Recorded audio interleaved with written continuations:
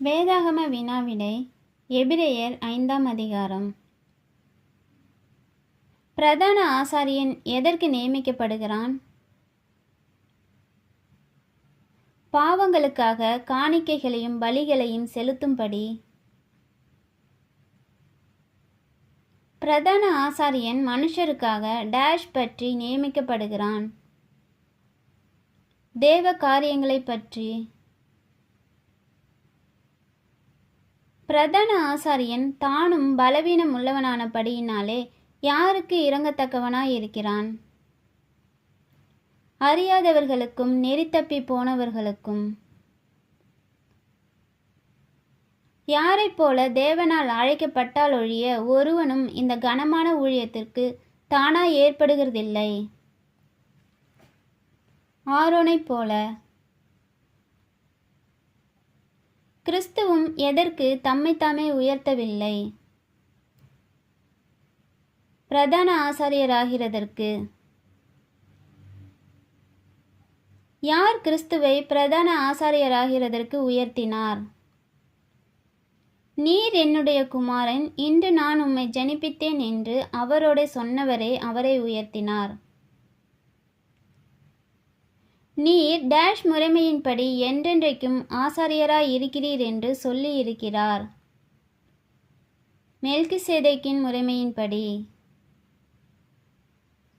எந்த நாட்களில் கிறிஸ்து பலத்த சத்தத்தோடும் கண்ணீரோடும் விண்ணப்பம் பண்ணி வேண்டுதல் செய்தார்? அவர் மாம்சத்தில் இருந்த நாட்களில். யாரை நோக்கி கிறிஸ்து பலத்த சத்தத்தோடும் கண்ணீரோடும் விண்ணப்பம் பண்ணி வேண்டுதல் செய்தார்? தம்மை மரணத்தினின்று இரட்சிக்க வல்லமை உள்ளவரை நோக்கி. அவர் குமாரனாயிருந்தும் பட்ட பாடுகளினாலே எதை கற்றுக்கொண்டார்? கீழ்ப்படிதலை. கிறிஸ்து யாருக்கு நித்திய இரட்சிப்பை அடைவதற்கு காரணராகினார்? தமக்கு கீழ்ப்படுகிற யாவருக்கும். மெல்கிசேதேக்கின் முறைமையின்படியான பிரதான ஆசாரியர் என்று கிறிஸ்து யாரால் நாமம் தரிக்கப்பட்டார்? தேவனாலே. நீங்கள் கேள்வியில் டேஷ்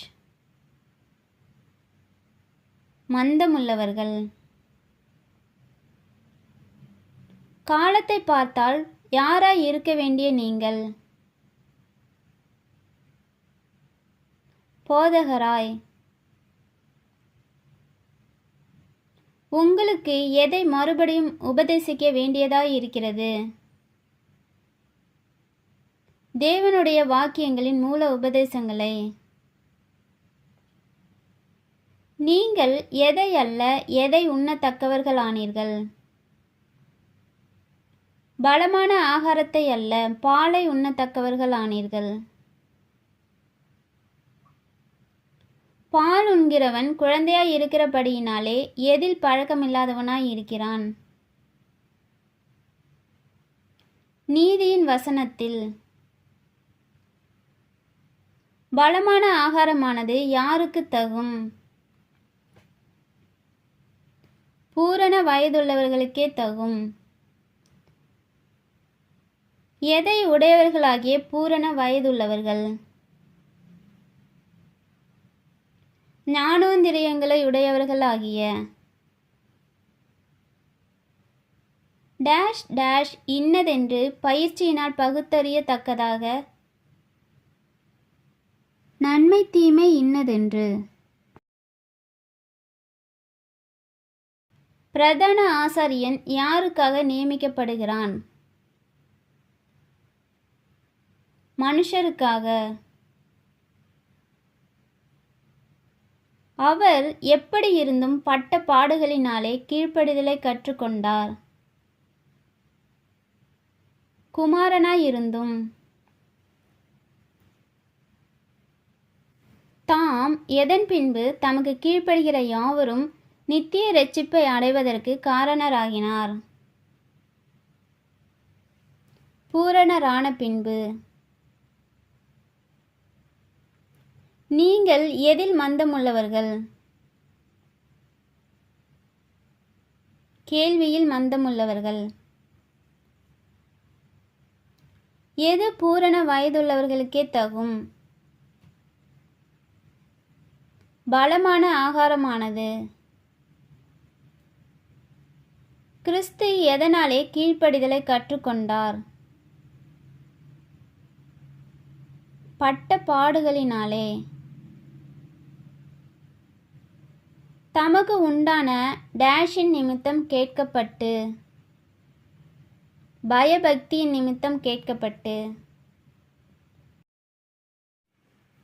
எதை பார்த்தால் போதகராய் இருக்க வேண்டிய உங்களுக்கு மூல உபதேசங்களை மறுபடியும் உபதேசிக்க வேண்டியதாய் இருக்கிறது? காலத்தை பார்த்தால். கிறிஸ்து மாம்சத்தில் இருந்த நாட்களில் தம்மை மரணத்தினின்று இரட்சிக்க வல்லமையுள்ளவரை நோக்கி எப்படி விண்ணப்பம் பண்ணி வேண்டுதல் செய்தார்? பலத்த சத்தத்தோடும் கண்ணீரோடும். யார் பிரதான ஆசாரியராகிறதற்கு தம்மைத்தாமே உயர்த்தவில்லை? கிறிஸ்து. மனுஷரில் தெரிந்து கொள்ளப்பட்ட எந்த பிரதான ஆசாரியனும் தான் எப்படி உள்ளவனானபடியினால் அறியாதவர்களுக்கும் நெறித்தப்பி போனவர்களுக்கும் இரங்கத்தக்கவனாயிருக்கிறான்.